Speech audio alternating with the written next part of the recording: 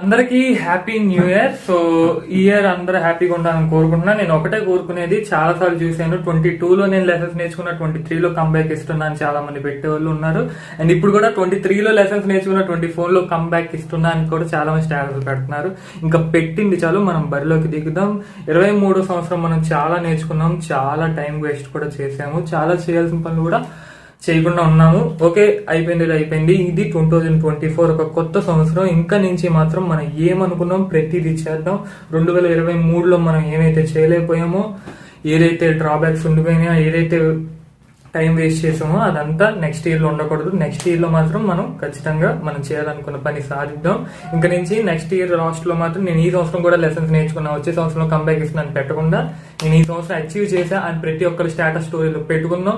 ఈ సంవత్సరం మనం అనుకున్నది అచీవ్ చేద్దాం, టైం వేస్ట్ చేయకుండా. Wish you happy new year 2024. Signing off మీ జస్వంత్ జై.